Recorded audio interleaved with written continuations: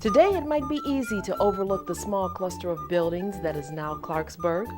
However, there was a time when it was a booming community, the third largest in the county. When was that? How did it get started? And what fueled its early growth? For the answers, we visited town historian Joanne Woodson. Her family's Clarksburg roots go back at least 3 generations. My family is the Snowden family. My great-grandfather, Tom Snowden, was born here in Clarksburg in 1846. And my grandfather, Marshall, was also born here in Clarksburg in 1877. And of course, my great-grandfather had been farming here in the area. And in 1889, he bought a farm from James Henning Purdom, who was just adjacent to where his farm is now. Joanne grew up in Kensington, but she always considered Clarksburg her second home. In 1952, she and her husband moved here and later built a house on land given to them by Joanne's uncle. Since then, she's dedicated herself to preserving Clarksburg's history. The first European settler was William Clark, and he came here from Lancaster, Pennsylvania. And he came here because this was a trading town with the Indians. He started coming here to Clarksburg in 1735. And of course, his son, John Clark, was really the person that is recognized as being the founder of the town. But they had a trading post first, and then as that grew, then they had the general store, and the town began to grow. In 1797, John Clark built the original portion of this house using logs. He lived here and ran a general store right across the street in this building.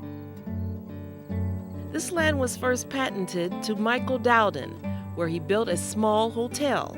Back then it was known as an ordinary. Michael Dowden came here from Virginia, and he liked the town because really it was the gateway for all travel from Georgetown going to Frederick. So he bought 40 acres of ground, and in 1752 he was granted a pattern to build Dowden's Ordinary. And of course, Dowden's Ordinary was a stopover place for all of the traffic that was coming through on the Great Road.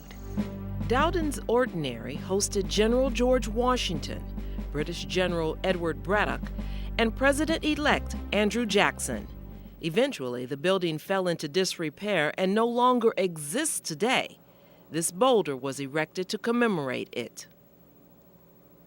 The early 1800s was a period of tremendous growth for Clarksburg.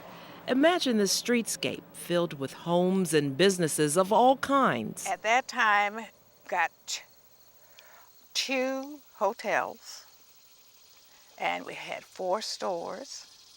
There was a wheelwright shop, there was a tannery, a leather shop, and just about 10 different services were available for people that passed through. This quilt was made in 1820 by Sarah Clark Wilson, daughter of John Clark. Her husband, William Wilson, took over the management of her father's store in 1802. This 1817 inventory shows that you could purchase just about anything at Clark's store.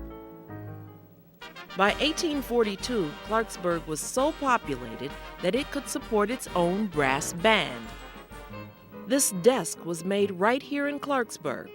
Wheelwright C.T. Anderson created it in 1896, probably using the wood he obtained from the nearby sawmills. In 1891, local physician Dr. Dietz built this Victorian home near the site of Dowden's Ordinary. Known as Hammer Hill, the land got its name from the hammering sounds that emanated from the nearby blacksmith's shop. But by that time, Clarksburg's fortunes had begun to change when the B&O Railroad opened a stop in Boyd's in 1879. As a result, much of the commerce shifted away from Clarksburg. However, from the beginning, farming was a way of life here, and it continued to sustain Clarksburg throughout the 20th century.